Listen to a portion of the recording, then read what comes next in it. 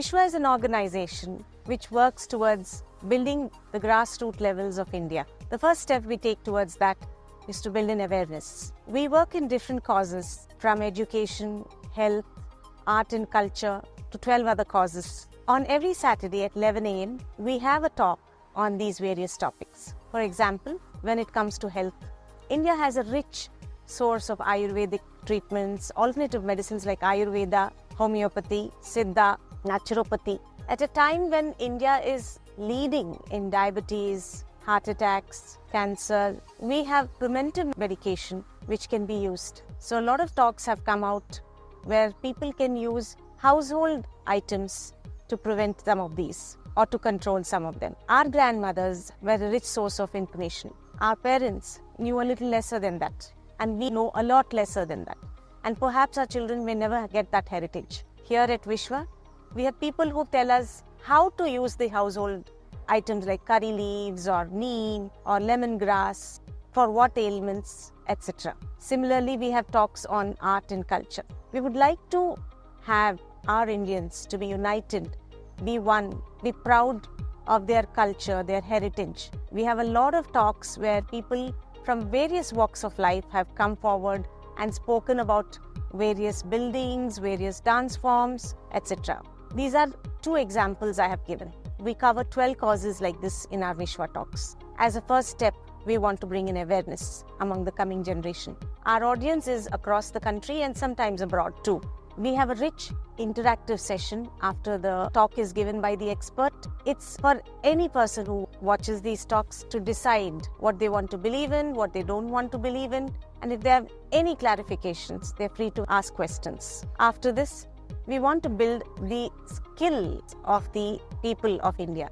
Today, India is on the cusp of moving into one of the top countries of the world. But unfortunately, the skills of our people do not match our aspirations. Here at Vishwa, we started out in a small way. We started with computer training. Fortunately for us, Rotary and some people have donated computers to us. We teach 10th class students, inter students and degree students so that when they go for jobs, they don't get rejected. We teach the basics like Excel, Doc, ChatGPT, how to market. The basics we teach because most of them cannot afford computers and they have no access to them. And similarly, we have something called celebrations. Celebrations is celebrating your loved ones on their anniversaries, on their birthdays, on their death anniversaries. You could contribute to any of the causes that Vishwa showcases on its platform vishwa.org. You could, Annadanam for instance.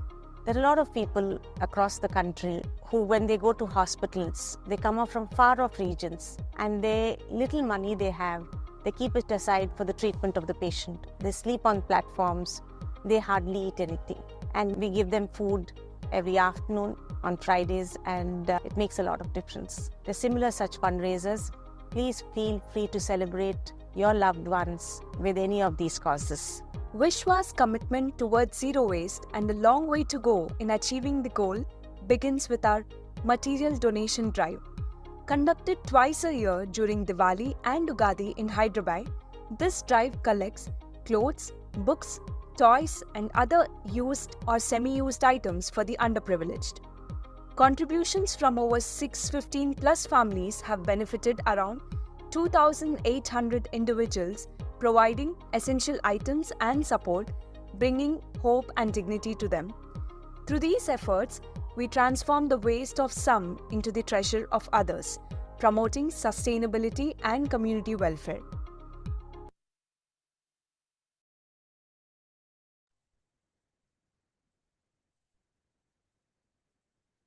Namaskar. A very good morning and welcome to Vishwa Talks. My name is Trishant and I thank you all for attending today's event on Zoom and to those watching on YouTube Live. For those of you who have attended a Vishwa Talk before, a warm welcome back. And for our new joinees, here's a little bit about us. Co-host, could you please turn the recording on? Vishwa Talks is a platform to create awareness amongst people and to protect our social heritage and to let people make their own decisions.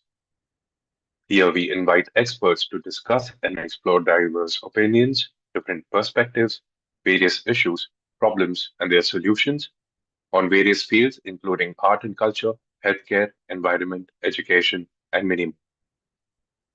Each webinar is an interactive session with a deeper understanding of the topic at hand. If you miss any part of the session or would like to go through the previous sessions, please visit our website, vishwa.org, or our YouTube channel for a full library of past Vishwa Talks on various interesting topics. Let me take you into a journey of a young girl from Chennai who stepped into the world of dance at just 3 years old. What began as a passion slowly became a deeper exploration of life itself. Swarna Malia Ganesh didn't just learn Bharatanatyam, she questioned it, understood it, and uncovered the stories and meanings hidden within it. For her, performing arts were never just about learning steps, but about building identity, awareness, and connection. With a PhD in dance history and years of experience as both a performer and researcher, she has dedicated her journey to showing us that the arts are not just something we love, but something we may truly need. As we explore today's theme, learning the performing arts, love it or need it, we are about to hear from someone who has lived that very question. Please join me in warmly welcoming Dr. Swarna Malia Ganesh. I now invite ma'am to share her insights on learning the performing arts is often framed as a matter of passion, but is it also a necessity? Uh, I kindly request you to take over. Good morning again, ma'am. Good morning, Mr. Trishank. Thank you so much for a very warm welcome. Am I audible and visible? Yes, loud and clear. Yes. Brilliant. Okay, 1 second, I think. Okay, just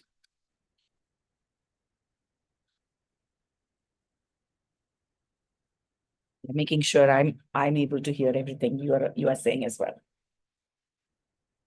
Right.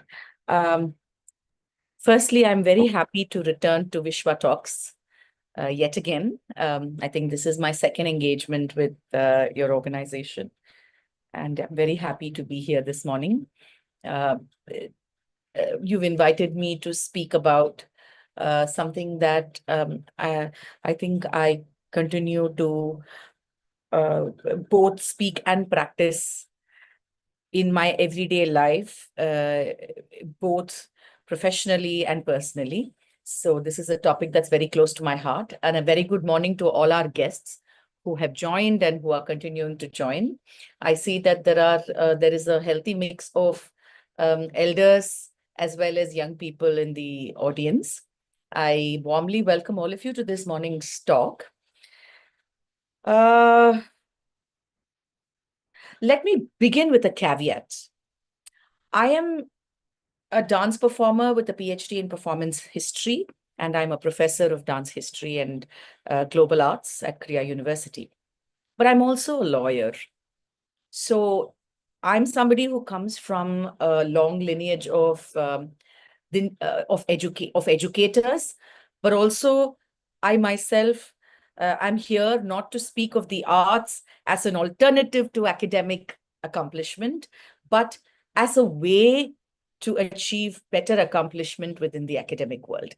So I just, because often people think that artists, when they speak of the importance of the arts, they are people who are anathemic to academic pursuit.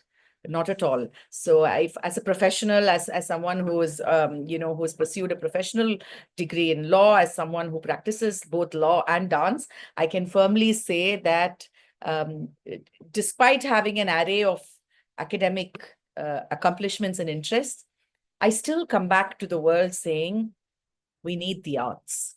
And today I will tell you why. Let me quickly share my screen so that I can take you into my presentation.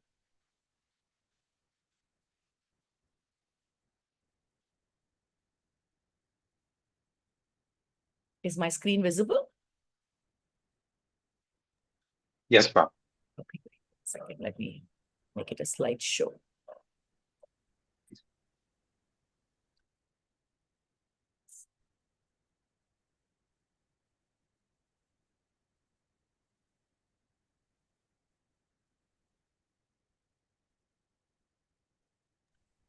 is it a love or necessity for the arts? I mean, everybody in India, I mean, we have been taught, I presume all of us here who have gathered are from this part of the country. And whether it is this country or the subcontinent at large, the arts have always played a very critical role in all our lives. So there is no denying that any one of us, if we are asked whether the arts are important, and for that matter, performing arts particularly are important, nobody is going to turn around and say, no, it's not important. So we all know that it's a part of our life. Even those who vehemently desist being artistic are, I'm sure, in some way a film watcher, or who likes listening to music. Or any form of engagement with the art means that there is a love or a certain need for the arts. The question here is, do we simply remain in that space where we love the arts, or do we also now, in this 21st century, at this turn of a time when humans are vastly now interacting with machines, do we at this moment ask ourselves the question, is art to remain merely a love, for some of us a passion, for some of us a profession, but for most of us merely a love for it, a time, a thing that we go to when we have some spare time or something to relax ourselves with? Or is it in fact a necessity to our life?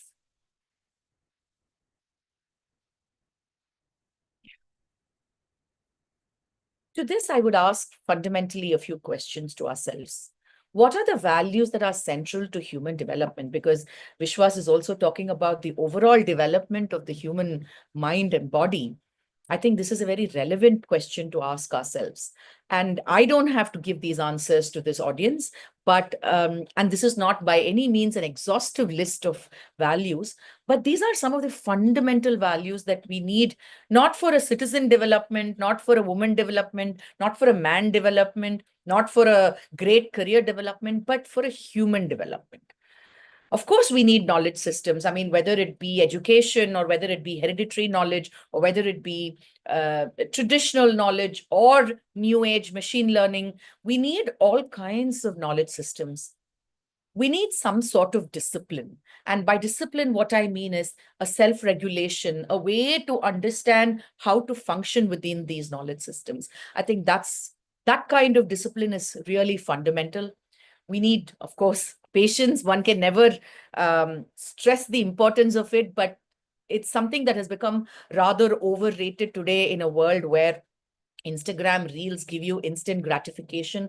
But there is a value in developing patience that helps one stay with the things that they want to pursue. So patience is a great value still for human development, contrary to how we are training our brains. Memory, which is also fast evaporating within our systems because of, again, the overload of data that is available for us, at the click of our button. But memory itself, whether it's human or machine, even to the machine, it's humans who feed that memory. So memory itself can never be overrated in human development. There is, of course, imagination, which then later will, of course, extend to creativity and other things. But fundamentally, the power to imagine, the ability to imagine, I think that's such a critical part. Often when I teach dance to my students, I realize that they struggle to imagine certain things. It may not be within their immediate experience, but all art is born out of good imagination. But young people sometimes struggle to imagine certain things that has never crossed paths in their life. For example, I had a student who could never imagine a parrot because she's never seen one in real life. She Googled it, but it was never the same as ever seeing a parrot in real, and therefore she couldn't hold the parrot in her hand as if it were a real thing. This remained for her a gesture for a long time until I forced her to go to some nearby, green environment to actually see if there is a parrot that she can find in. So, I mean, there are all kinds of problems with the new generation is what I'm trying to say. So there's imagination, empathy, which can never be stressed more than ever before, critical thinking. I think all knowledge streams demand that we not just absorb knowledge, but also have a way to critically rethink about it. power and agency, which I think all of us require, irrespective of gender, irrespective of status, irrespective of other kinds of stratification. We constantly strive for power and agency, capacity to resist, because if there is no power, if there is no agency, then comes the need to resist. So we must have those capacities, resilience to recreate, because often things that we create are destructed. So we must have the resilience to recreate, adaptability, and public cultures. I mean, I have just put these down as a broad understanding of what might be necessary for human development, but I doubt this is exhaustive by any means. I'm sure people here can add more to this list. You can continue to add, but fundamentally, I'm going to address some of these and ask ourselves, what is it that makes the arts a critical component in this human development exercise? Sorry. Yes. I think before I even take any of this further, I'd like to ask myself a question. Do we feel naturally? Do we feel naturally? Do you ever feel anything naturally? Or are we trained to feel? Right? Is feeling a natural thing? Do you wake up? Or are children born and do they begin to feel? Or do we train them to feel about things? Right? This is my mother. This is my father. This is my home. Whatever, any sort of feeling. This is where I need to come back after I go to school for a long day. Or this is the house I need to protect, or this is the home I need to build. Whatever, any form of belonging, any form of feeling of belonging, or any other feeling really, is it quite natural to humans, or are we being trained by either ourselves or our nature or our surroundings? So where does feeling live in our lives today is a very critical question I keep asking myself every day, because some of the times I need to understand where my feelings come from. So I have a few key ideas I want to share about this particular concept before I take you through the rest of what I want to say. So the key idea here is feeling, which really translates as emotion. Because what you feel is an emotion, right? I mean, you feel happy today. That's an emotion. You feel sad. You feel upset. You're frustrated. You're vexed by what's happening. You're bored as I'm speaking. Any one of this is a feeling. But this feeling is also the emotion that holds you at that moment. And there is a wonderful theoretical background to this by Bourdieu, the philosopher, who says that emotion can be practiced, or emotion can be brought in as practices. This is not very new to artists like me, because we work in the realm of emotion. We are trained from a very young age to identify how we feel and nurture it back to how we want to feel. This the arts help us do. And they do it in a very non-cognitive way. In the sense, it's almost muscle memory, because I start learning at the age of 3 and 4, and I'm beginning to express happiness and sorrow and any number of rasas, which we call emotions. And somewhere, as I'm imagining it, as I'm emoting it, I'm also feeling it. So in the process of emoting happiness, I'm already becoming happy. So that's a practice that I have. But for a non-practitioner, I want to bring emotion as a practice, because it's not as if, I shared this with a friend of mine who's an environmental scientist. And when I said, do you feel naturally? He laughed. He said, what? When was the last time I ever spoke about feelings? He said, I avoid even human relationships, including romantic relationships, because I don't want to talk about feelings. And here I am sitting with a colleague who's asking me about feelings. So that's how afraid some humans are, or some streams of knowledge are, to the idea of emotion. But here I am speaking about emotion as practice. So I say that feeling or emotion is something that we learn, we repeat, and we embody. We learn it. We repeat it over and over again. You feel happy, you learn how to feel happy, and then you learn how to feel happy again and again and again. And that's why you want to do the same things that once made you happy, or find other things that make you similarly happy.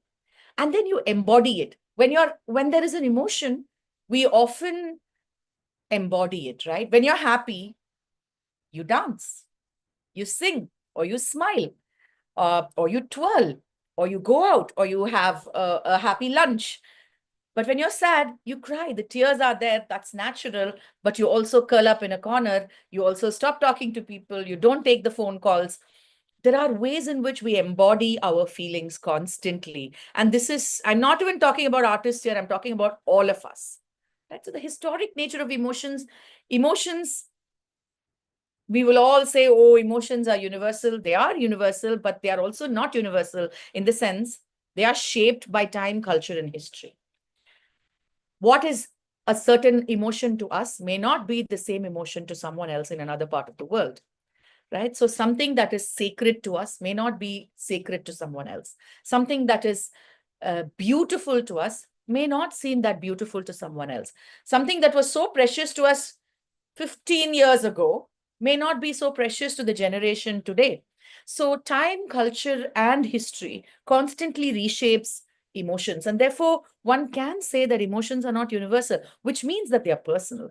So you have to keep reshaping our emotions over and over again, for which Baudrillard talks about 4 types of emotional practices: naming, mobilizing, regulating, and communicating.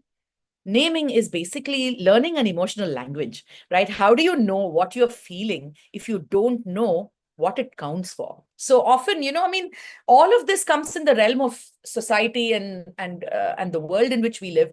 But the world in which we live is what we are born in. So one can't be outside of it, right? So you have to learn to name what you're feeling. So if a child may not be able to say what it's feeling, but often we know, or we are taught. So for example, if you're angry, it would be great if we're able to identify it. Often lots of our issues arise because we don't even know how we're feeling. I don't know how I'm feeling is what people often say, right? So naming is a very mindful practice that art helps you do. We learn to understand what are the attended embodied expressions that say, oh, this is what this feeling is. I'm feeling happy. They are jealous. This is sadness. This is viraha, which is pining in love. So there could be so many different forms of emotion, subtle variations, and all of that can be named if one practices it. Mobilizing, evoking or managing your emotions, for example, in performance, in music, in ritual, in protest, right? So when we mobilize these emotions, it often, or mobilization is connected to collectivizing. So if you're in a group, for example, all of us are sitting here today wanting to know a little bit more about how the arts can serve us better. Now that's a mobilization. But the other kind of mobilization is also to put yourself forward and say, okay, I am feeling happy today, so I will go and watch a film. Now, there may be so many others who might have also come to that same space, wanting the same emotion, to share the same emotion. So that's another kind of mobilizing. And then regulating. Regulating is where, your cultures, of course, regulate your emotions all the time, how you should feel about something, how you shouldn't feel about something. But what is permissible to feel or express, now that's personal, right? So like I said, as part of human development, there is also resistance. So that both kind, accepting a certain cultural norm about emotion and rejecting it, you are allowed to do both within the fabric of society. And you need both kinds of people, and you need both kinds of engagement. If we're all accepting of everything that is there for us already well set, then we'll be we will be robotic, we will be machine trained, right? We are human because we like and take some things and reject and say no to some others. So that's a very critical part of regulating. And so I don't mean regulating in a disciplinary way. I mean regulating in a way where, you accept and reject things.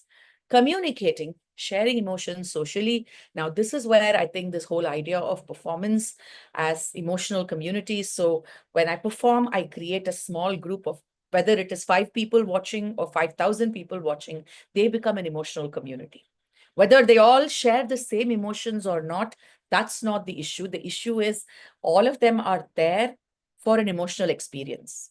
What they take out of it, or if they don't take anything out of it, all of it comes within that moment, that emotional communication moment.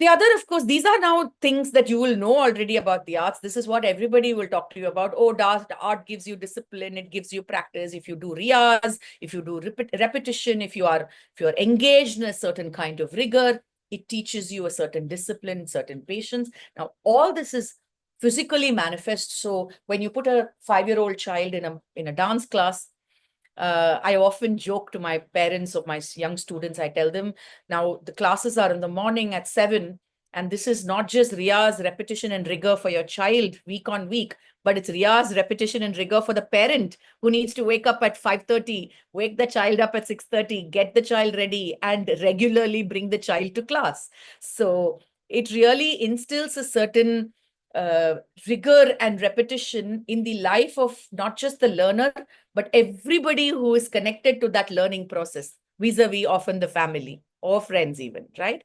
I mean, I was a child when I was growing up. I would say when the clock strikes 3, I'd say, oh no, I can't spend any minute more with you. I have to go to dance class, right? So that kind of discipline was brought into me through the arts, not through my parents. Of course, you know, my parents were also forced to be disciplined because somebody had to drop me and pick me up from school, from class. But the arts often did that.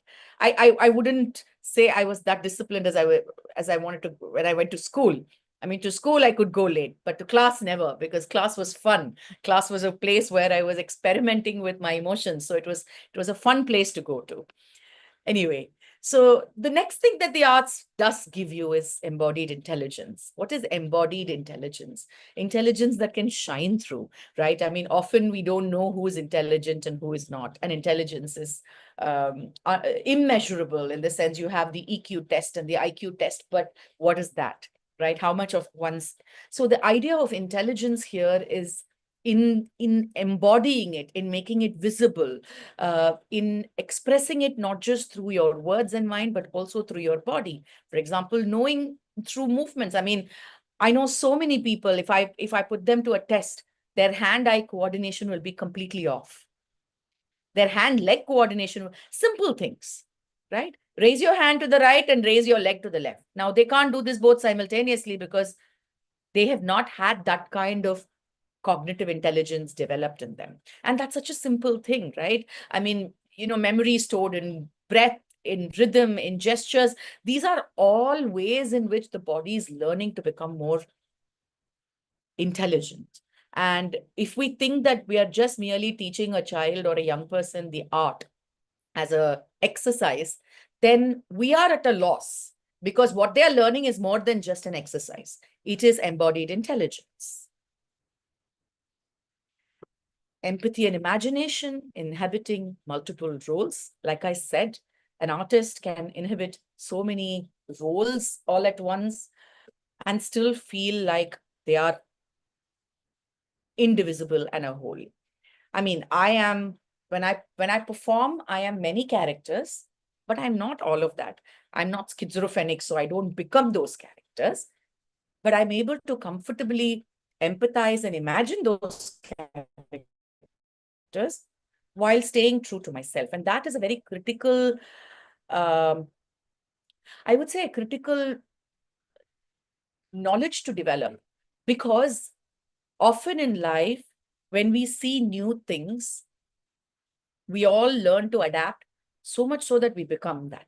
For example, young people today, when they watch reels and endlessly doom scroll on their devices, they are so taken by what they see that often we see them make mistakes in life based on what they have seen and what they see as real life as real life. They don't know how to distinguish between what they are watching as a show versus what reality is. Now, that distinction is hard to develop in someone who stays outside only as a viewer. But if you are a performer, if you are a learner of the arts, then the art builds in you a certain intelligence to say, you can empathize, imagine, imitate, and then come out of that role and character and be yourself. Because you have built that character, you have no attachment to it beyond the fact that you have created it. So you become the creator. So there's a certain sense of control that one develops when you have empathy and imagination. Plus, you also learn to understand so many people's lives and perspectives. I would say not just people's, but also the lives and perspectives of non-living things or non-anthropocenic things. For example, when I show a creeper, unless I know what the life of a creeper must breathe, how it must breathe, how it must look lush. And this helped me when I was teaching a course, again, to environmental students based on the arts. And this idea that this world is built for humans is a very anthropocenic, very arrogant way of looking at this world. This world is not built for us. We are built within this world. This world is built for every living and non-living being, right? And so if maybe we are on whatever, if you want to use the Darwin code and call it the top of the pyramid, etc., we may be on top because, we have a sixth sense, we are able to, but we can see right around us how much damage we've caused to the environment we live because we are anthropocenic. But if we were to shift the focus a little for a few seconds away from the humans, I think we'll understand how animals and other living beings, for example, the sea, the ocean, how does that live? What are its perspectives? These are some of the things that art helps you think about. It gives you the moment to think about it, right? Because otherwise you don't get to think about these kinds of, you don't get to think about feelings at all. Like I said, you have to pack it and put it aside if you want to be considered a professional in this world. Listening deeply, of course, if you want to think and imagine, you have to listen deeply, cultivate a sense of a sense for others, but also learn how to dialogue, how to coexist. And I say that because in order to practice any art form, let's take the art of cinema, for example, right? Because it's a very popular medium. A good dialogue writer, a good actor, a good director are people who have a keen sense to understand others and who know how to coexist. I mean good actors. I don't mean all actors. I mean good actors, good directors, right? So that becomes critical. Now let's look at some of the arts in the Indian traditions. I'm just giving 3 examples or 4 examples, 5 examples here, but it's no means it's exhaustive. Bharatanatyam, which is the form that I practice, Sadir, Kathak, Drupad, Karagatam, which is a folk form from Tamil Nadu, Sufi singers. I'm just giving you examples of artists from across different genres. Now, we're all practicing different forms, but something intrinsic connects all of us. And that is, I mean, we would say that one can say that it's the intersection of devotion, storytelling, and pedagogy. Pedagogy is the technique and training. Storytelling, of course, we know we're all trying to tell some story here. And there is devotion, but devotion is often understood as devotion to God, which is the only devotion that we understand. But here I want to bring a slightly different perspective. Pedagogy takes precedence over everything else. I mean, if I'm at Bharatanatyam or a Sadir dancer, the first thing that I need to know, or the first thing you need to see in me is my technique. I need to be able to dance and do it in perfection and do it well, having trained for many years, for you to say, she is a Bharatanatyam dancer, or this is a Karagatam performance. So the technique and the pedagogy becomes central to everything. After that comes storytelling. I mean, I have to tell a story, and not often, I always tell young people that my art form is not a storytelling form, in the sense we don't come on stage to tell a story. We take you through many stories and we take you through the emotional moments of those stories. That's what solo dance is all about. It's not about telling a story, unlike, let's say, a play, a theater play, or a film where there is a running story. So we are storytellers, but we are storytellers. We are emotion keepers. We imagine and expand the scope of, we tease out the emotions of a particular moment. So all of that takes the next place. And the third place goes to devotion. And by devotion here, I not just mean bhakti, it can mean bhakti, the kind that is dedicated to the craft and art. So what I mean by that, a few days ago, I was part of a panel where I was asked whether bhakti, that is devotion to God, is what moves me when I perform a piece on, let's say, Krishna. I thought about it, and there was somebody else in the panel. They were also thinking, and they asked me to go first. So I said, okay. So I said, for me, as I perform, I am not thinking so much about Krishna as I'm thinking about how I am creating that Krishna, the one holding the flute, the one who is small, the one who is adolescent, the one who is with cherubic face. So my creation of that Krishna, or that imagery of Krishna, for me is more potent. And that's where my devotion lies first. So my devotion is actually my dedication to my craft, right? And when I do that, an audience who's sitting, they see what they are devoted to, which is their Krishna, maybe the idol that's there in their home, or the faith that they've had for generations in their family to Lord Krishna. So after a performance, they would come to me and say, you brought Krishna in front of our eyes. I'm sure you love Krishna as much as we do. Now, I often smile. The answer to that is, I love my craft deeply. That for me, Krishna or any image, that my devotion lies in that moment, right? Which can translate into other kinds of devotions, which can be personal faith and devotion, bhakti, etc. But so for most artists, if you ask, a good artist will tell you that, this is the translation, right? Devotion, storytelling, and pedagogy. It's a combination of these three. And imagine if you are that dedicated to anything that you do, that, your craft take precedence. I mean, we always use adages like work is worship. We don't know what that means, but this is what it really means.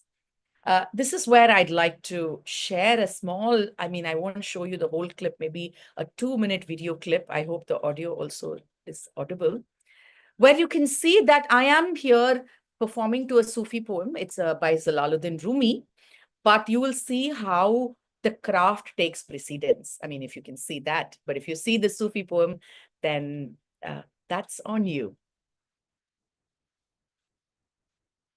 Is it audible?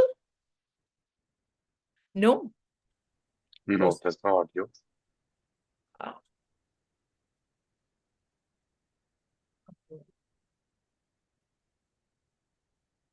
Why?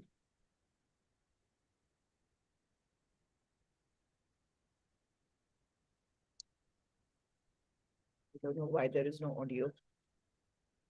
Let me see.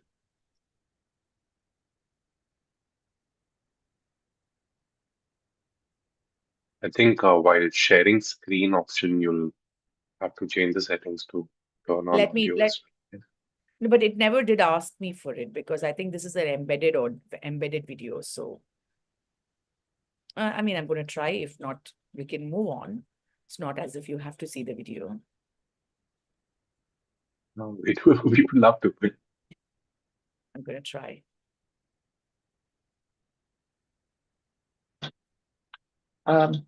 Okay.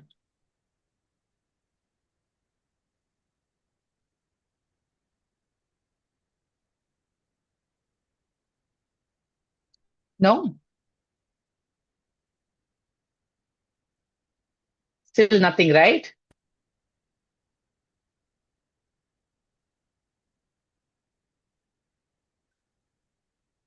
Pratyusha, could you confirm if it's just me? Probably not.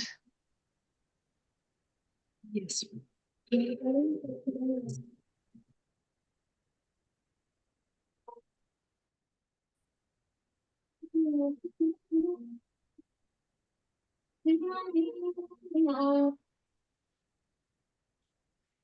Somebody's asking if there is music playing, so that clearly says that it's not working. I heard a little bit of music this time. I'm sorry, you heard? Yeah, I think so. Yes, it is now. Jane Jana. Let's go from the beginning. I mean,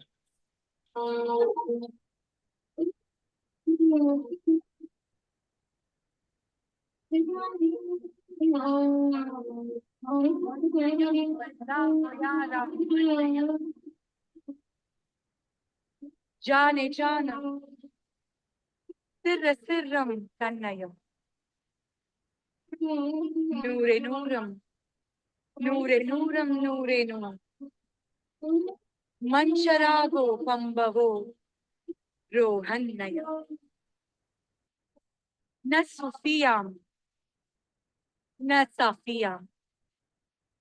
Naman Muslim. Na Hindu Bem.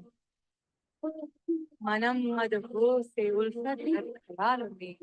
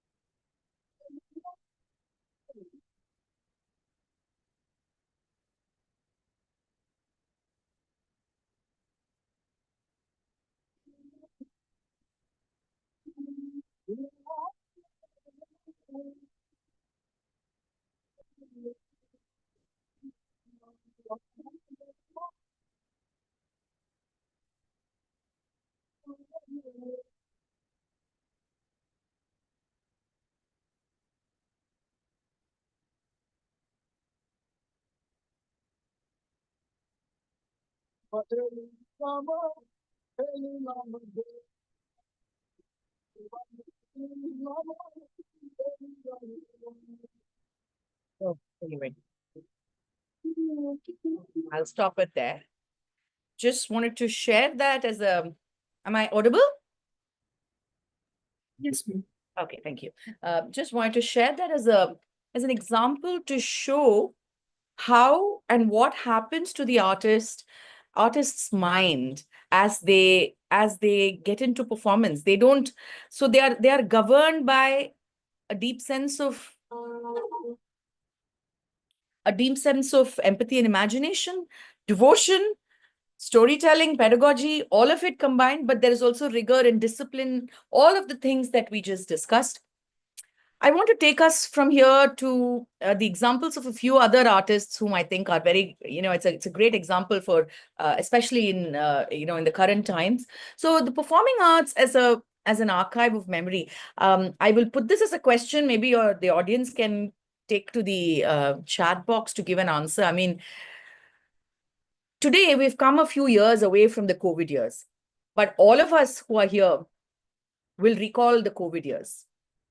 It may have brought tremendous tragedy to our lives, anxiety, depression, all kinds of issues. Today, after, I don't know, 5 years post-COVID, if we are to think back on COVID, or if I asked you to reflect on COVID, you would either take to the pen and write something, or you would look through your phone or your backup and pick up a few photographs. Or you would have written something then. You might have baked a banana cake, a memory of that. So an entire critical moment in human history, just 5 years ago, not 50,000 years ago, is recorded in our memories even today, just 5 years later, only through the art practices of the time. Whether it's photography, whether it is poetry, films that were made, the home videos that you made and sent to your friends in a desperation that you were alone at home, the n number of baking classes and baking videos and whatever anybody engaged in, the writing, the reading, the anxiety, the fear. I know I created works of art sitting in this very room because I didn't know that if I ever will step out ever again. So the anxiety, all of that is in memory shrunk down to the photographs, the videos, the music. So that's how, I remember, I can share this with you. So when Brecht, the great theater artist, was asked once, will there be music during the dark times? Brecht said, yes, there will be music during the dark times, about the dark times, right? So you always record with all times in history, all times of experience, all memories only through the arts. So there will be music, there will be dance, there will be poetry, there will be literature, there will be cinema, there will be photography, there will be all kinds of artistic engagement that would have captured that memory and archived it for us. And that's the only way we can go back to any memory, good or bad. Right? So what is the arts then in our lives? Is it something you can set aside? I mean, you can call a photographer to take your photographs, but still the photographs are yours. Those are your memories, right? So there is that interaction with the art, which you may think is just transactional, but you can't do without it. Right. So no family function goes without photography. Why do you think these massive phones are selling more and more? Because they bring your personal archiving experiences through the arts closer and closer, better camera, better photographing techniques, etc. Right. But also the arts bring voices of the marginalized communities to the front. That's the only way that you can bring voices to the front. This is the only way. Can it build resilience and agency? As I said, how? And how? I don't have to say how. Just a few days ago, this wonderful tar is an instrument, tar player, broke the internet. Maybe if for those of you who have no recall of it, are you able to see my screen? This was the headlines, right? The Iranian artist, Ali Gamsari, performs in front of the power plant amid Trump's 8 p.m. Eastern time deadline. I mean, when the deadline was announced that this was going to be annihilated, brought to rubble, this is what we saw. Look at this incredibly powerful image. I mean, not only does he go there and sit in resistance and to reclaim his age, but he's... Sorry to interrupt. I'm sorry? We can only see the presentation screen, not the other screen. Oh, no. Hold on. Oh, no, that's terrible. I have to show you the screen. Oh, no. 1 second. How do I do this? What should I do? I think you'll have to okay, wait, I reshare got it. the whole screen instead. Now are you able to see it? Yes. Brilliant. You can just scroll down a bit. Yeah, I will. I just wanted the headlines to be read, and here is this glorious image, right? I mean, this image where, the background of the power plant is like a chimera, you can almost see it only like sort of lurking in the shadow. But here is this fearless tar player with his instrument, with his, his entire ensemble really just sitting there powerfully reclaiming his not just his art, but himself, his country, his voice, a resistance to global power. It was incredible. And I just want to play this again, this for you all to see. دوستان عزیزم سلام. نیروگاه برق دماوند هستم و نمیتونم بگم جای شما خالی، به خاطر اینکه اینجا تهدید شده به حمله نظامی که امیدوارم اتفاق نیفته. دوست دارم صدای تار بتونه این بار نقش آفرینیش برای صلح باشه، برای جلوگیری از خاموش شدن چراغ خانه ها.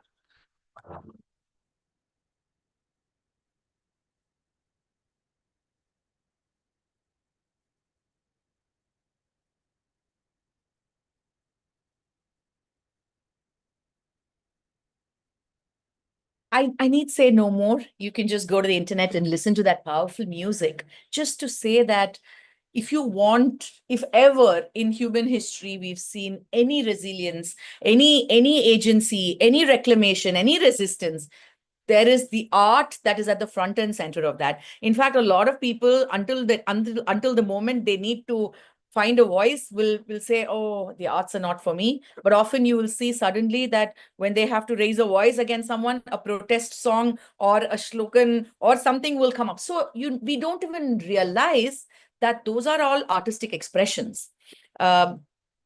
Gender and agency, I don't even have to say. I can go on giving you examples about how autonomy was something that was at the heart of the lives of artists, particularly the women artists, hereditary artists like the Devadasis or the Tawaives.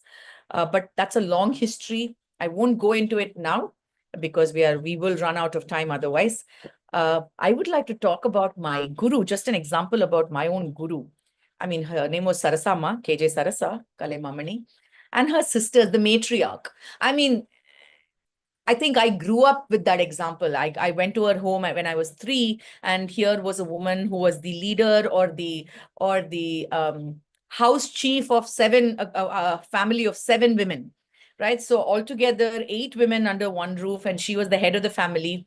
And you can imagine the laughter and the noise and the fights, everything was louder than usual. It was fantastic because you realize how within a household where just women exist, the conflicts are seldom, about the same things that you have when you have a family of mixed gendered people, right? Here, the conflicts were more, about emotions that defined them to the world within rather than the world outside. Anyway, Sarasama had this amazing capacity to remain the chief of that family. There would be huge fights at home. As she walks out of that hall, there would be a short passage, not even 5 meters, and she'd have to come to the dance class. She would transform and she would forget all about, the big loud noise back at home, and she would just transform into this teacher, and she would sit there and spend endless hours talking to us. And I think growing up watching so many women take charge of their own lives, to have the capacity to be autonomous, to have the agency to make their own decisions, even if it were wrong, to come back and say, okay, I've made some mistakes. How do I correct it? Do I have a community of others who will support me? Again, women, how do I make good of it? That resilience came, I think, for me as a lesson from my gurus. And so, I mean, if you're sending your child to a teacher to learn some form of art, you have to ask yourself, is that teacher as a person also worthy of emulation? Is their life showcasing strength? Because often your ward is going to pick up that personal trait also along with the arts that they teach. And this is true of any school as well. But unfortunately, we don't get to pick our teachers in school. Just saying. Right.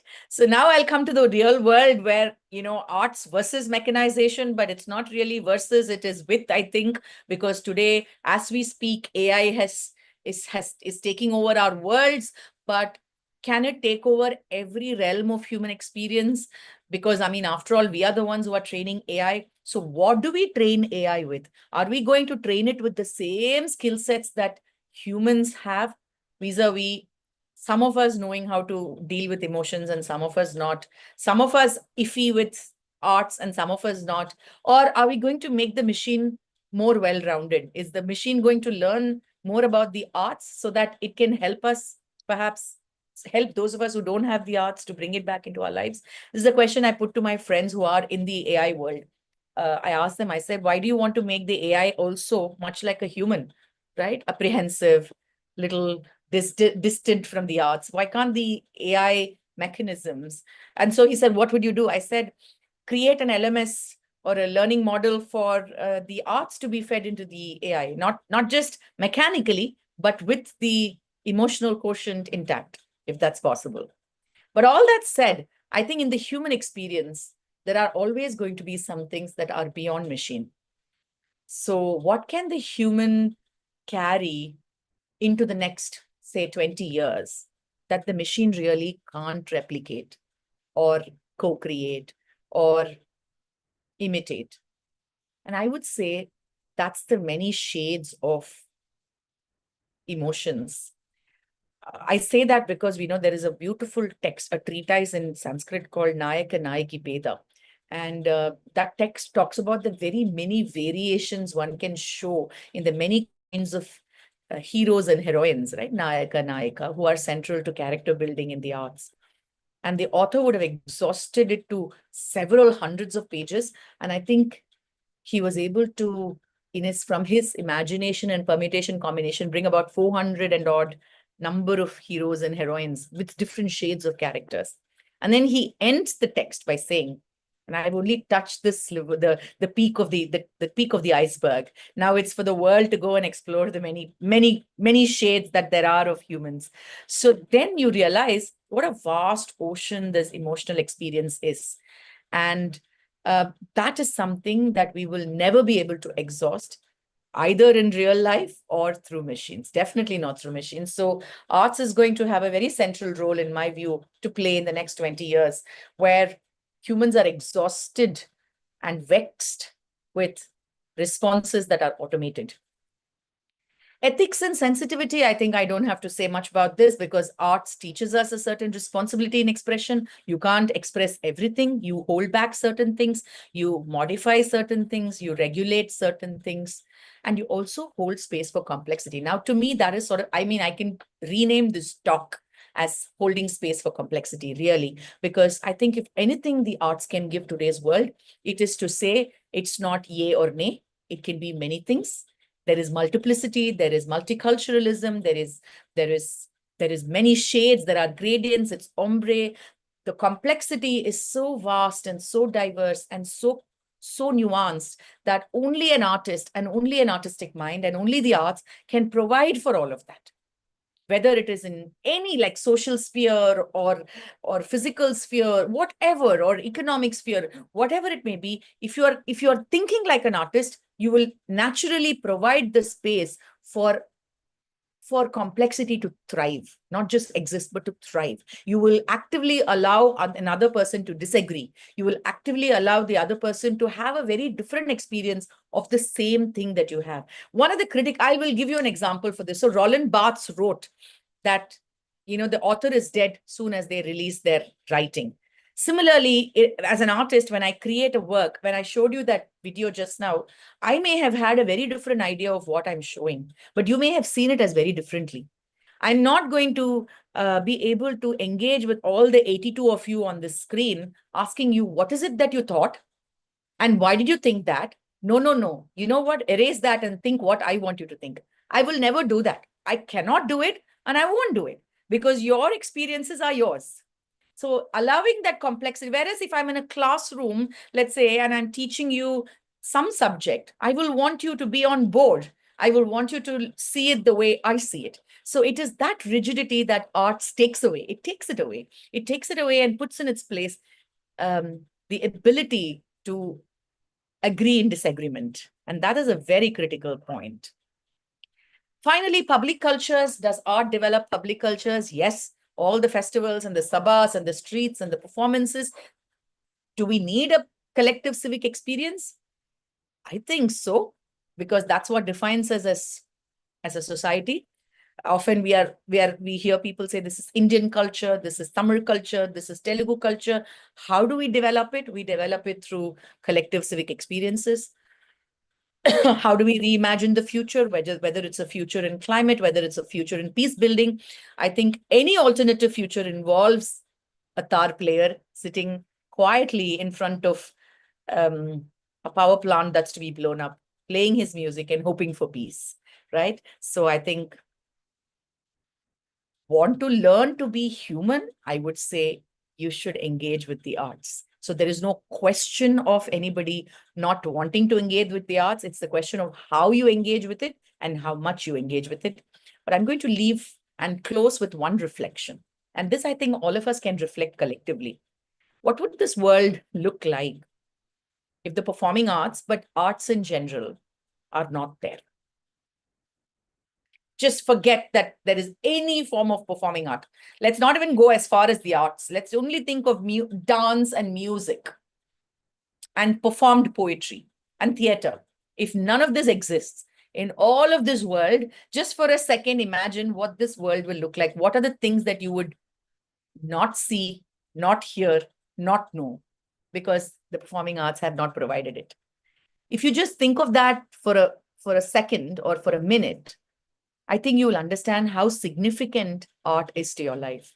So now the question, therefore, is not just in loving the arts, because we always think love is sufficient, but I think love is not enough, much like in life, in the pursuit of life itself. Love alone is not enough. We need to find the necessity, the meaning, the purpose for why we need the arts. Once we understand the need, then I think building the love is so easy. So rather than waiting for a child to love the arts before you teach them the arts, you should recognize the need for the arts and teach it to them so that they develop a love for not just the arts, but for life itself. I think I'll close there and I'll take questions if there are any, because I mean, this is a very vast, abstract concept and topic, but I can bring it a little bit closer through my experience if you have any questions. I'll stop sharing my screen now. Thank you so much. Thank you so much, ma'am, for the wonderful PPT. Before we move on to the Q&A, I'd like to just take 30 seconds of everyone's time for a quick poll. This will help us get to know you better and tailor future topics that we bring to you. A big thanks to everyone here today. Your presence and participation means a lot to us. I request all of the participants to quickly interact with the poll so that we can quickly move on to the Q&A. While you fill out the poll, I would like to extend my heartfelt thanks to our esteemed speaker, Dr. Swarnamalya Ganesh, for sharing her valuable time and insights with us.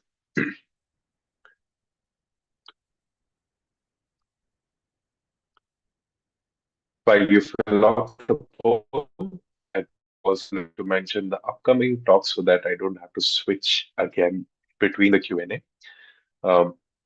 We have Smart Mobility Sustainable Tomorrow, Powering a Low Carbon Future by speaker G.N. Padmaja, Environment Evangelist, on 18th April 2026. We have Sheetal Parmar, Executive Team of the Gandapet Welfare Society. The topic is Simple Ways to Reduce Waste and Segregate Smartly at Home. Date is 25th April, 11 a.m. onwards. We have Sridhar Papisatti, Senior Director of the School of Government at MIT, Quality of Life in Cities, What's Broken and What's Next. This is on 2nd May 2026, 11 a.m. onwards. And then we have Manisha Dayanand, Founder and Lead Consultant Srishti, on the topic From Thoughts to Results, the Science Behind Manifestation. This is on 30th May 2026, 11 a.m. onwards.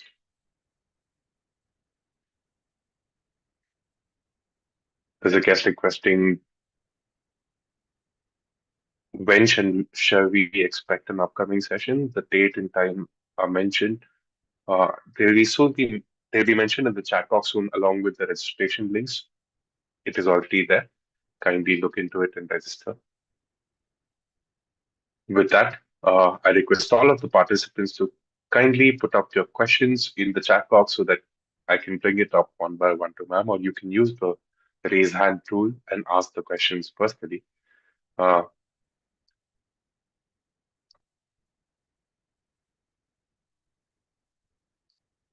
I'd like to now unmute our first participant.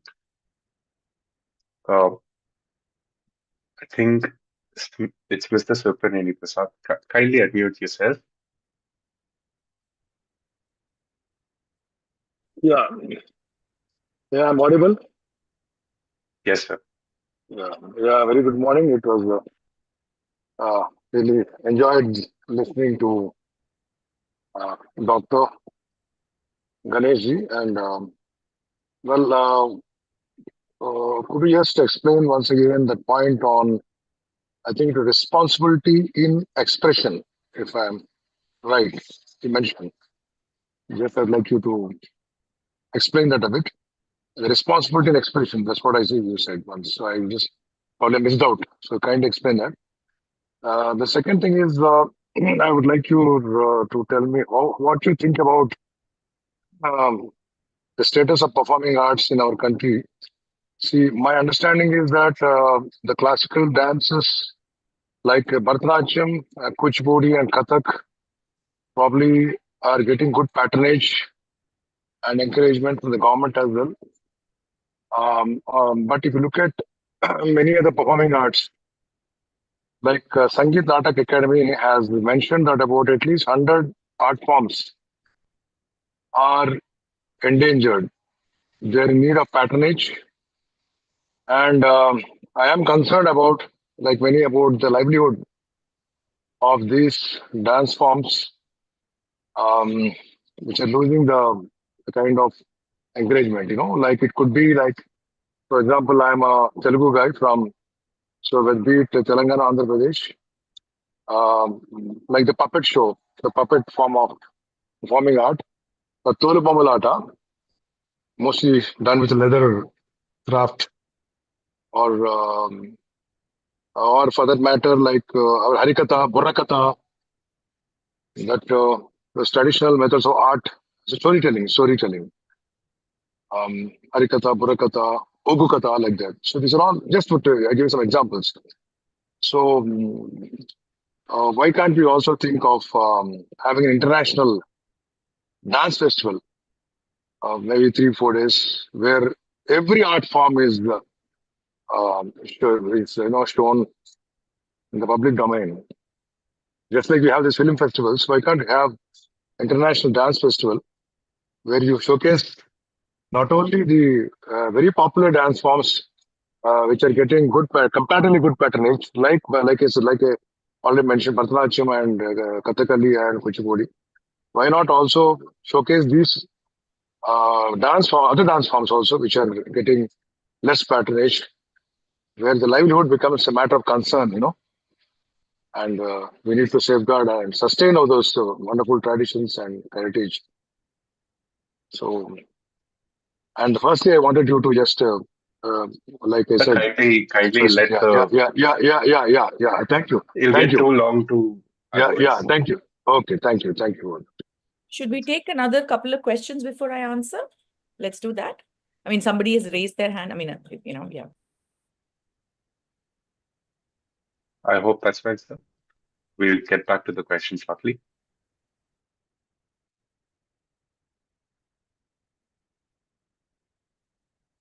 I'm going to unmute Mr. Shmuel.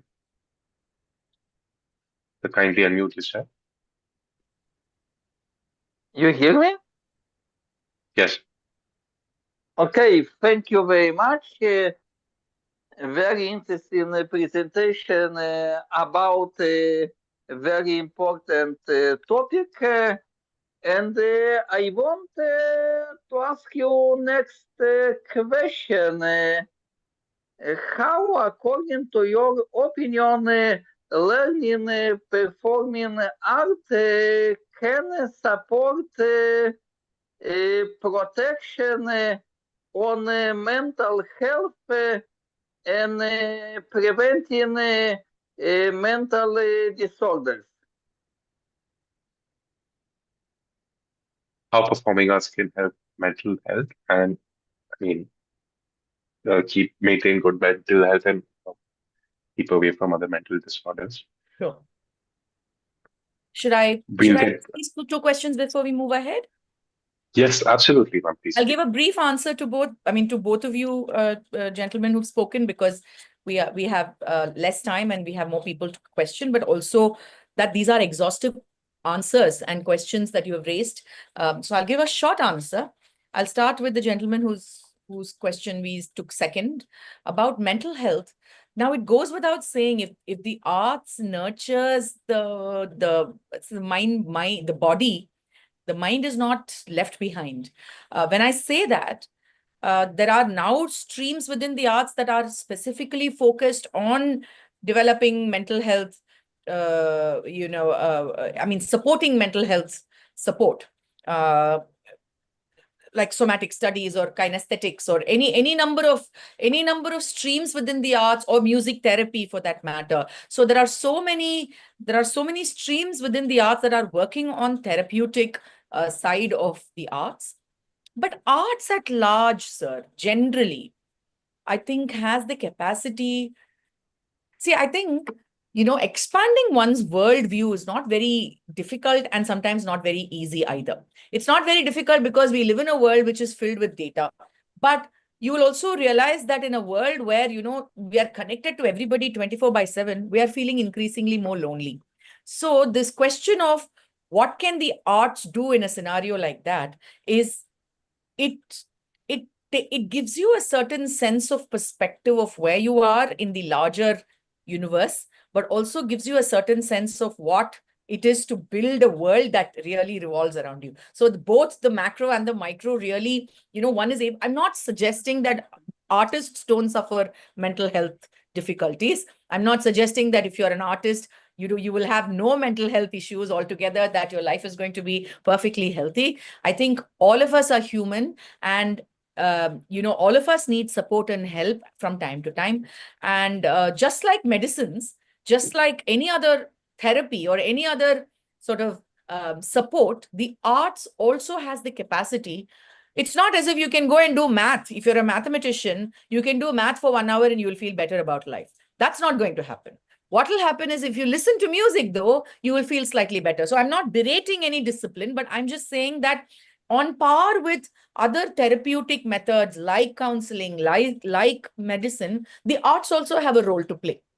How much, how, and in what manner, that has to be to each person's requirement. But in general, the arts does have that capacity. Not all art, not all forms of art maybe, but mostly a lot of the forms of art that have that capacity.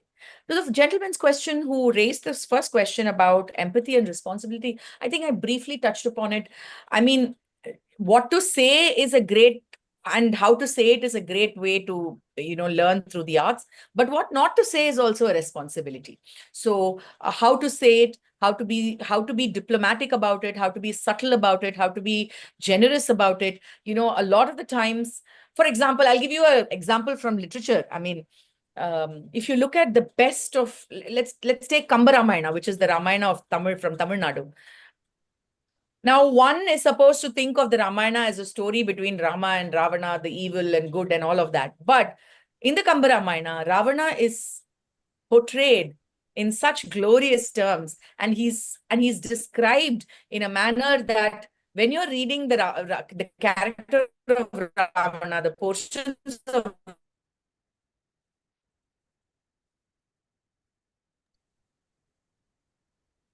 We lost your audio there for a minute. Just a second. It's not one is evil and one is godly.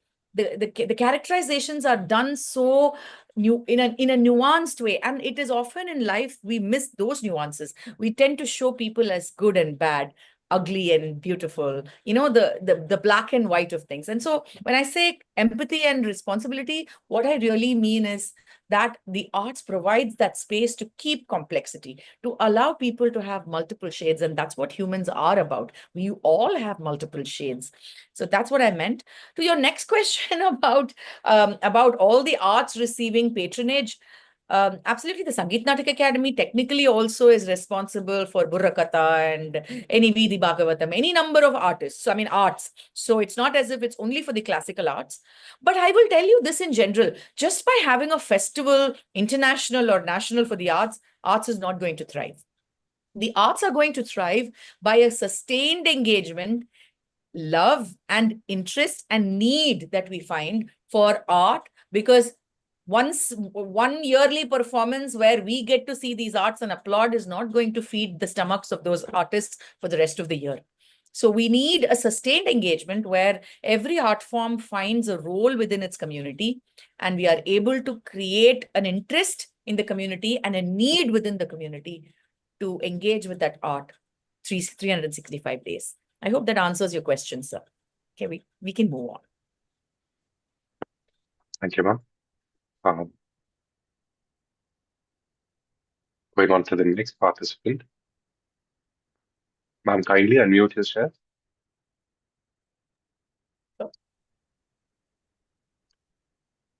Namaskaram, ma'am. I'm Bhanumati from, I'm a PhD scholar in Sri Sadguru Vidyalaya, Madurai. I'm a Bharatanatyam practitioner.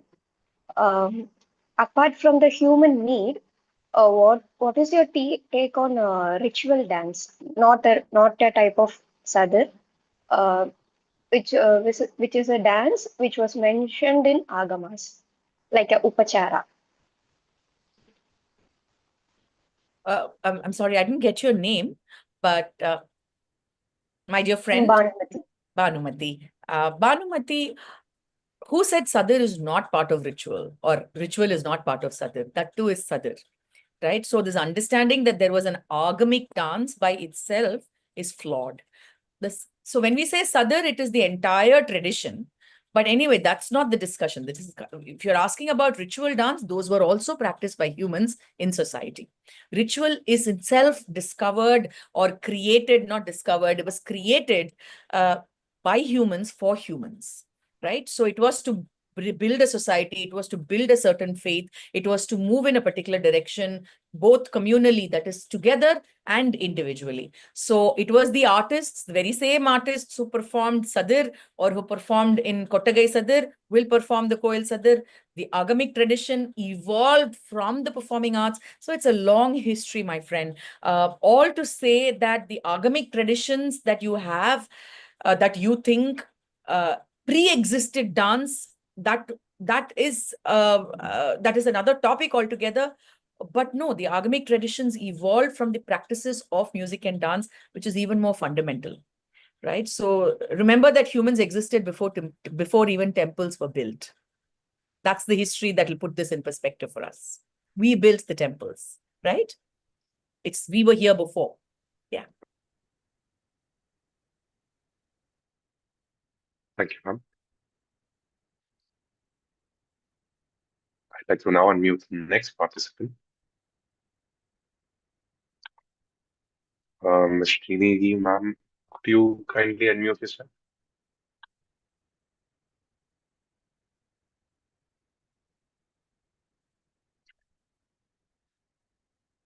While, okay, yeah. Why art Hello. is seen as an hobby? Hello, ma'am. Could you kindly ask a question? Okay. I think there's some confusion. Ma'am, there's someone in the audience who wants to know, I think it's about your guru. Which state is she from? Because you mentioned matriarchy. So Sorry, my guru, just a moment, you're on. I have many gurus. One of my first primary guru is KJ Sarasama, who Kalaimamani KJ Sarasa. She's, of course, I mean, she's Tamil, from Tamil Nadu, originally from Karaikal, but settled, and now she's no more, but lived in Madras all her life. I have other gurus who live in other parts of the Tamil Nadu. For example, I have the Tiruvalaputtur Kalyani granddaughters, who are my gurus, who live in Kumbakonam. I have Virali Malai Muthukannammal, who lives in Virali Malai, which is down south, so on and so forth, right? So Sarasama, whom I mentioned, I think in the course of this talk, lived in Madras. Yeah.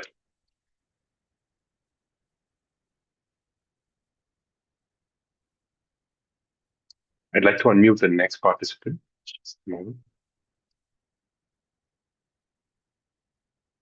Excuse me. Could you kindly unmute yourself, please?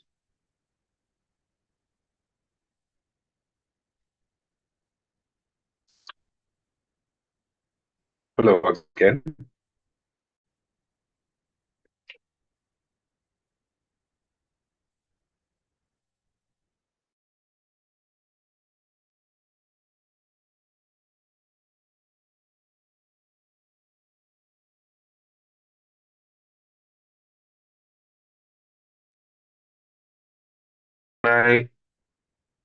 There's a question from Ms. Srini in the chat box. Why performing arts is seen as a hobby mostly? That's a good question. There are many reasons why. One of it being that I think in the turn of the colonial era, right after the British left, one of the critical things that India was doing was to build itself, or even while the British were here, I think they instilled in us this idea that anything that came formally through the English language education was in fact considered more superior, more rigorous, more discipline oriented, etc. Right? For example, historians in the last 20 years have argued that writers like Kalhana, who wrote Rajatarangani in the 10th century in Kashmir, was already having a sense of historical chronology, while in fact history as a discipline developed only in the 18th century in the Western world. And when it came to us as history, the discipline, traditional historians or historical sense within this country was devalued, right? So similarly, the arts as well, I think, and I won't blame it only on the Westerners or the British or the colonial powers or English education. I will put it on all of humanity. And this is true of even the West. I mean, even in the West, often, although not as much as here, I think the arts at large are looked at as pursuits that are less serious, less rigorous, less demanding. But only we know that the body and the mind coming together and cooperating and being in line with yourself and attuned with the world in which you live is no easy task, right? So it perhaps is more rigorous and more discipline required to be an artist. However, because we have devalued it, the economic value for the arts has not been as much as, not even close, I would say, as the streams of sciences. And I think India as a nation, as we were building ourselves, we were at the cusp of wanting to be part of the Industrial Revolution, be part of the new scientific movement, be part of the new, Green Revolution, so on, where more and more I think the people who are part of this movement didn't see the presence of the arts in this. But for example, I'll tell you, even in the Green Revolution, and I spoke about this with Dr. M.S. Swaminathan sir when he was alive, I had the opportunity to just go to his office and sit with him and have this chat. And I said, sir, tell me, even in the Green Revolution, if you're encouraging families to do a certain kind of agricultural practice, is it not more prudent for us to wait to engage with their cultural practices? Because you can't change people and bring about huge mass change in communities without speaking to their cultures and their values. And he said, yes, that's so critical. I mean, one of the reasons why there has been a gap in that development often is because the people who take certain kinds of new developments to a community have no sense of their cultural background.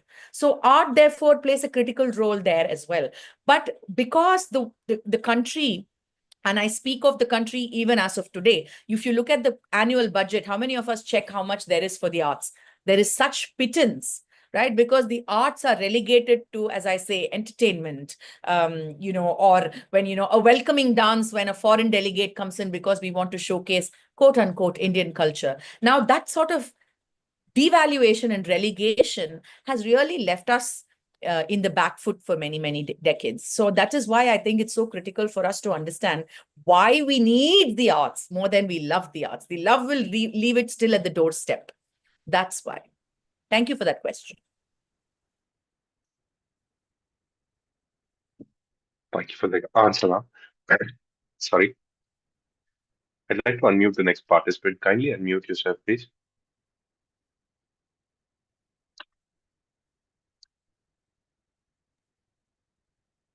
Yes. Could you please ask your question?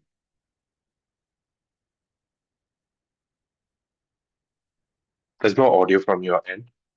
Kindly check your microphone input device. Moving on to the next one, ma'am. I know that you have to leave at 12:30, so I'm going to quickly rush through all the questions, and if we leave any, I'm going to email those questions to you and revert back to the participants.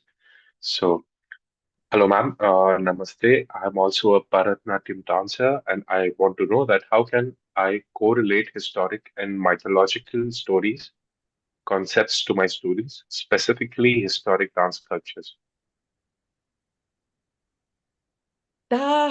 These are all brilliant Especially. questions. But yes, I think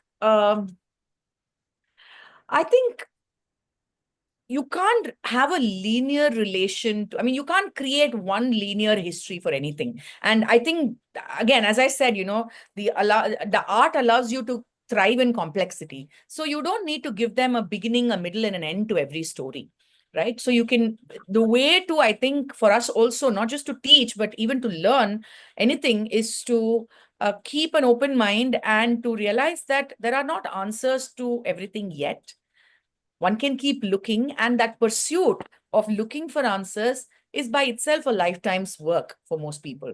So the arts, in an arts classroom, I would suggest that, you engage with history, with mythology, with ritual, whatever it is that you're engaging with, in a non-linear fashion, without having to give it a Vedic or an Agamic or a lineage that we are unsure of, but make it about the experience. Keep it in the present. Talk about what that experience is doing to them vis-a-vis their own life, their own society. I think that kind of engagement will help a student of now, who's learning now, a 10-year-old, a 12-year-old, who is bombarded with all kinds of ideas, right? I mean, they're not coming to our classroom with a virgin mind. They're coming with a lot of constructed ideas, learned, so it would be great for the teacher of art to allow them to plug them and their experience in the present, so that whatever you're engaging with, whether it's mythology or can make sense to them. And if it doesn't make sense to them, you must allow for that as well. Because I have a student, a young child, who once, as I was teaching them about the Narasimha Avataram, said, "But that is so cruel. Why? But killing in that gruesome manner." And the child started crying. So it was a very visceral response of a 10-year-old, which I had no control over. The child had not yet been inducted into this is bhakti, this is God, this is Vishnu. The child was responding to the violence in a very visceral way. So it's important for an art classroom to allow for that emotion to thrive, to travel, to transcend and move, but all in time, if they do. So that's my answer to that. Thank you so much. I'd like to request Ms. Jagnasenini Yogi to kindly unmute yourself. Yes, am I audible? Yes, ma'am. Namaskaram. Good afternoon, Akka. The previous year, I was really lucky to witness one of your performances when stories take form in Kolkata, GD Birla Sabhagar. And we even spoke for 2 minutes. I also spoke to Padmasini after the performance was over because it struck a chord so much. I just want to I have been a disciple of Srimati Jalsha Chandra in Kolkata, and my academic discipline has been sociology, but I always try to connect sociology with dance, which I also take as a discipline, not just as a hobby. So when you spoke firstly about values central to human development, and I was kind of reflecting upon the value of critical thinking and capacity to resist. And then towards the end, you also spoke about that arts do not promote rigidity, like what we express on stage, it might be taken differently by the audience at their own pace and understanding. But as Adya Kaktikar in South Asian Dance Intersections has mentioned, that there has been a centrality of hierarchy that has been present in Parampara legacy. So how do we kind of navigate that thing which has been present as a social norm and internalized somehow, to think about the newer contemporary emancipatory, not even new, maybe it has been present in Indian traditions, but how do we navigate between the two contradictory norms of capacity to resist and then the hierarchy? Such great questions. So many, though. I'm going to try and answer all of it in one go. Let's see how that works. So this idea of critical thinking, right? I mean, now I'll combine critical thinking with resistance because you've spoken about two distinct values, but also they're not quite. I mean, unless you have critical thinking, you can't even think if you want to resist, right? So I'll try to bring the two together for the sake of this response. I'm just thinking out loud, right? So you're talking about the hierarchies that are present in the arts. Now, nowhere, as I said about mental health, nowhere do I make a claim, and no one can, that artists are beyond the fallacies of hierarchies of society or the inequalities that exist between humans. Art is very much stitched within the fabric of the society. So it contains all the vials of the society as much as the society. It in fact reflects and I think mirrors a lot of it in its work. So there is no question of all art and all of everything being filled with ideas of resistance and critical thinking. But that said, the quality of art, what can art and the pursuit of art actually do to human and human development, that's very foundational. That is beyond what art has become, right? That is very foundational. And at that foundational level, engagement with the art. Now, you may ask me, but what sort of art? That's a great question, right? And any form of art, let's say even the most divisive art, let's just take that as an example, has the capacity to allow you to critically think, right? You have to think. Now, if I don't think, now there's brilliant art that is fed to us without that critical thinking. People say, don't ask me questions. As I teach, learn as I teach, right? That's how traditional arts are sometimes passed on. Now, that kind of rigidity is no help, even if the art is a really good art form, right? So critical thinking ultimately comes down to the people who are transmitting it, gurus, right? Like my guru, Sarasama, would always allow us the space, despite the fact that she did not have formal education, she allowed us the space to think, move, and experience and bring back newer experiences from the real world into the classroom, right? We would communicate through the medium of jokes. Her USP was humor, right? She was extremely humorous. And today, when I reflect back, I realize that she brought every difficult issue and every nuanced teaching through the art of humor, very subtly, because we were young. And, she would just crack a joke and we would have understood a whole bunch of things within that joke. Even today, we remember the jokes because they are funny and, it's become a collective, sort of memory. But within that are lessons, right? So to go back to the idea of resistance, art is not beyond hierarchies. Art is not beyond. So I'm not suggesting that it's pure, right? In fact, I refuse and reject that kind of notion that just because you practice an art form, it's pure. There's nothing in this world is pure, and that nothing in this world is that imperfect either. That said, even in the hierarchically set up art form, Yajnaseni, there is a capacity, like, for example, I'll give you an example, right? My guru taught me a song where, the song is about a young woman who is enticing a young man and taking all his money away. Now, when a woman performs it, now it looks like agency has been taken away from her, and that she's built within this hierarchy of patriarchy, etc. Right? But then the way she would perform it, the way she would continue to perform it is in a manner asking a question through her performance. Is this the only kind of transaction? Is not marriage a transaction?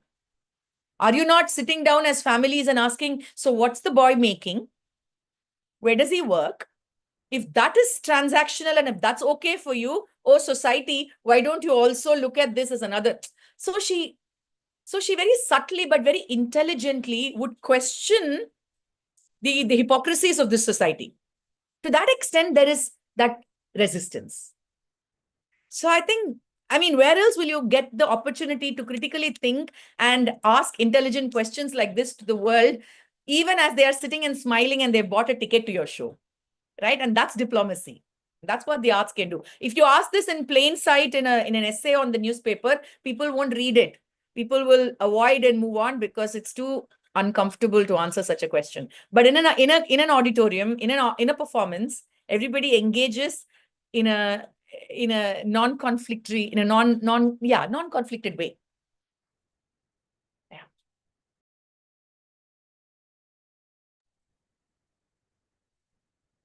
I hope that the question is answered, ma'am. Thank you for joining us. Thank you so much, ma'am, for answering the question.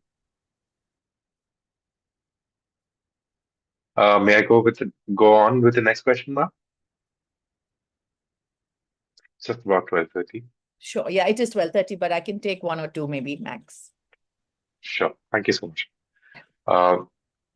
Namaskara, ma'am. If dance or performing arts is a need to learn of life, so what about them who think that dance is not good for our society, especially for boys?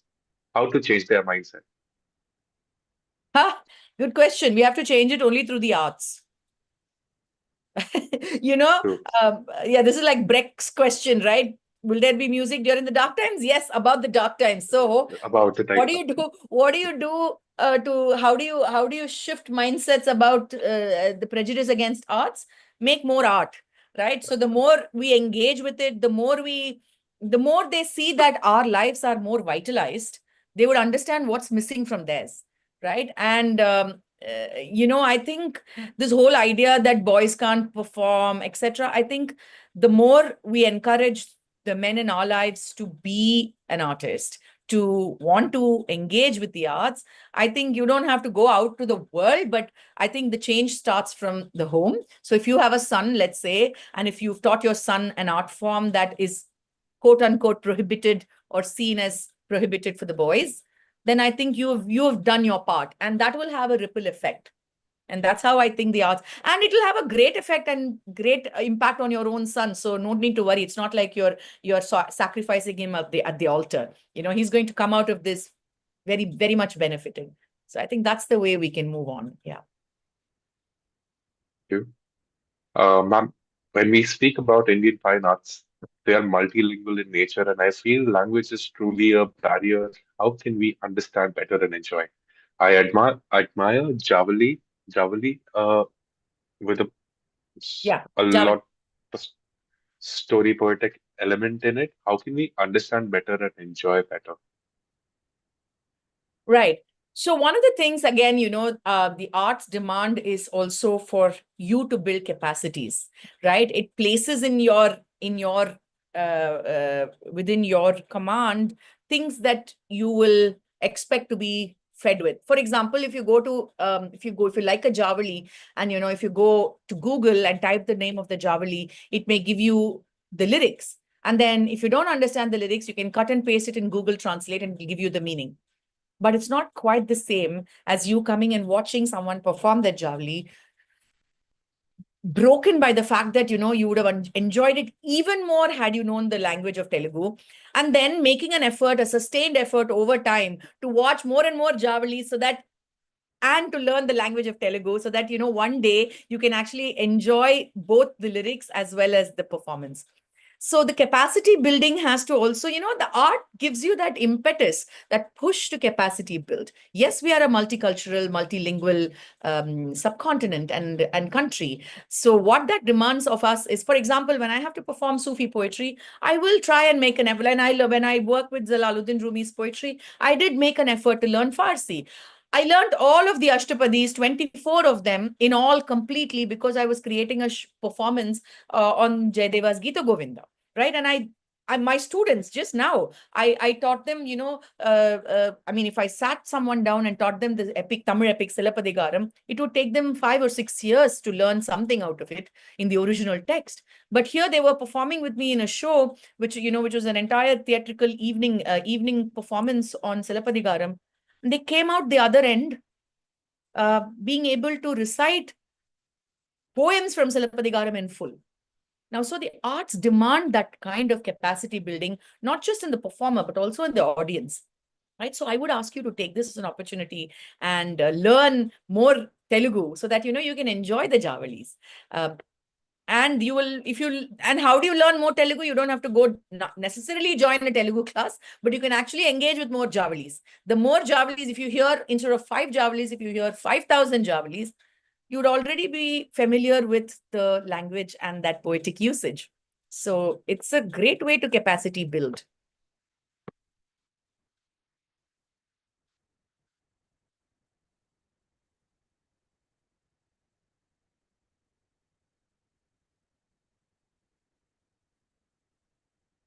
Should we take the next question? Moving on to the next question. Thank you so much. I'm curious about your perspective since art originally emerged as a way for humans to communicate, process emotions, and make sense of the world. Do you feel performances today still serve a similar purpose for people? It does. It does, because humans are still humans, aren't we? I mean, we are more evolved social beings, but fundamentally, we're all still human. So I do believe that art still is meant as a way. I mean, often we think of it only as a communication, right? Which sometimes is a limiting way to understand art, but it certainly is a communication. Like I take a photograph, I share it, I'm saying something, right? I'm saying something that the photograph is saying, but I'm also saying something that the photograph is not saying, right? So there is a whole channel of communication that's opened up the minute I share a piece of art. So art is communication. It does process emotions. I mean, still foundationally, humans are made up of emotions. We are feeling something or the other all the time, whether it's learned or whether it's imbibed or whether it is innate. Some of it may be this, that, and the other, but eventually we're all emotional beings. So art does process it. And does it make sense? See, you are right that we've layered it with so many other things today. Today, art is political, art is this, everything is there. But art has always been political. Art has always been cultural. Art has always been an identity. But art has always also remained foundationally communicative, emotive, etc. So these two layers don't necessarily contradict, but I think they coexist. And that's my opinion. Thank you. Thank you so much, ma'am. I think we've covered all of the questions in the chat box. And Great. everything. Ma'am, I'd like to ask one question from my end. So I have grown up in the Fine Arts College of Baroda, MS University Fine Arts, and I've grown up amongst painters, dancers, musicians, singers, poets, and what I've seen in the last 20, 25 years or so is certain amount of conservatism or certain kind of conservatism conditioning coming in, because of which a lot of people from other countries have stopped coming to Indian fine arts colleges to exchange cultural art and values. And it's slowly becoming narrower. Like when I was younger, I'd see a group of bohemian looking people. While I was 8 years old, I'd see a whole bunch of them sitting at a, say, 5 rupee tea stall and sitting and sketching, singing, jamming, talking to each other, reciting poetries. And now I see a very different thing happening. People just playing loudspeakers, and I mean, there's no talk. There's always a feel of competition, unnecessary competition there. And do you think it is like that, or is it just me? Like, has there been this conservatism coming in the last 20 years? And if so, is it a loop that will get over? Now you're asking me to play astrologer, but what a brilliant question. I mean, you're absolutely right. I think we have become, at large as a society, more identity oriented, right? We are so stuck up in our identities that this is mine and that is yours and this is not yours, right? And by doing that, what we have managed to do is, as you rightly say, alienated others who might be interested, and through whose patronage only the arts can thrive, right? If the world stops caring for you, basically, that's it. You stop existing, right? Without understanding that, I think we have fed this poison of hyper identity existence, all right? Because of which the arts has definitely suffered, right? Because arts are innately multicultural, they are innately shared, they are innately universal in the way, one can engage with it. So there are two very interesting words that we use in understanding art history. One is custodianship, the other is stakeholdership, right? The custodianship is where I am a custodian. I mean, some art forms may belong to certain regions, may belong to certain communities, may belong to or may be preserved by certain artists or artist families or artist groups or traditional hereditary artists. But they usually carry it very lightly on their shoulders, as if they are carrying it as a responsibility to pass it on. Right? So that custodianship really allows you to not feel a sense of ownership. It's only custody, right? And stakeholdership is where the entire community, irrespective of whether, you are getting to perform it or you are getting to learn it or whatever, you hold a sense of engagement and belonging to that form. So whether you are, sitting in a tea shop or whether, music, there is that engagement with the art at all times because you think it belongs within your community. You're a stakeholder. Now we've taken both these and we've conflated them into a certain ownership and identity. And so we believe that this is whatever, Marathi art, this is Tamil art, so on, right? So this hyper identity, and language is only one kind of identification. There are all kinds of identifications. Politics has not left us without our differences. And so, we have only learned to nurture those differences, because of which the art greatly suffers. Now, can it have a reversal? Maybe not a reversal, but I think with the leveler like mechanization and AI, I think a lot of these hierarchies can be ironed. Not all of it, but some of it, right? Can be ironed. And it can bring back this desperate need for the arts. I actually foresee in 20 years, like people who are drowning underwater coming up for one breath of air. I feel humanity is going to come up finding it hard to breathe from this mission world, to seek a human experience that is real, that is imperfect. We have glorified perfection to such an extent in this world that, if you're not perfect, you're not it. You're not allowed to survive. Yeah, we don't appreciate imperfections enough. Yes. And the arts fundamentally, particularly performing live arts, it celebrates imperfection. I'm never on stage perfect. I'm imperfect all the time. It is my imperfection that allows you a moment of respite, joy, right? Of happiness, of togetherness. So I think we will come back in 20 years desperate for the arts, because it celebrates imperfection, it celebrates human experience. So I think that will happen. When that happens, perhaps what you're asking will naturally be a side effect. But yes, I agree with you completely. Thank you so much, ma'am. With that, okay, there's one more last question in the chat box. May I ask, do you think art helps audiences more in escaping from reality or in understanding and connecting more deeply with it? Both. It keeps you in the real and takes you to the surreal.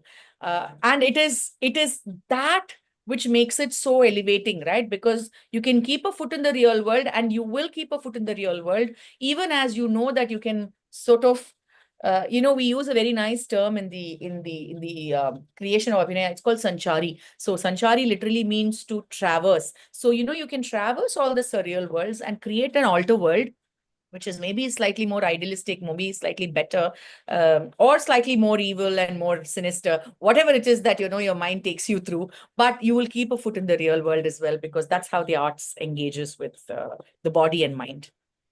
I'd like to add to that. I think somewhere art, a lot of people use certain forms of art to condition the next generations and the future. And then when you get deeper and deeper into art itself, you break out of all the conditionings and you end up learning more about like the primitive human being. Yes. Also somewhere, like what a man could be. So yes, it gives us a better understanding about ego, like in terms of words. It gives us a better understanding of what is duality, singularity, and all of those things. And yeah, also helps us be away from it, look at it from a third person perspective, while it is also happening in the real life. With that, I think, ma'am, yeah, thank you. I think we covered all of the questions in the chat box, and I'd like to thank you from the bottom of my heart again for giving us your time and the knowledge. Uh, I request all of the participants to share the recording of this webinar. My team will share the recording link to your registered email IDs along with the link of the video. And I request ma'am to kindly join into the breakout room link that you see on your screen shortly. And you can also bid farewell to all of the participants before you click the link. All right. Thank you to all of the viewers who've joined us today and were with us up until now. I request you to kindly join into the next session next week, 11 a.m. onwards. Thank you so much for joining. The guest who's requested to ask one more question, you could kindly write to me on trishant@vishwa.org, and I will personally convey a question to ma'am and revert back to you. Thank you so much for joining us.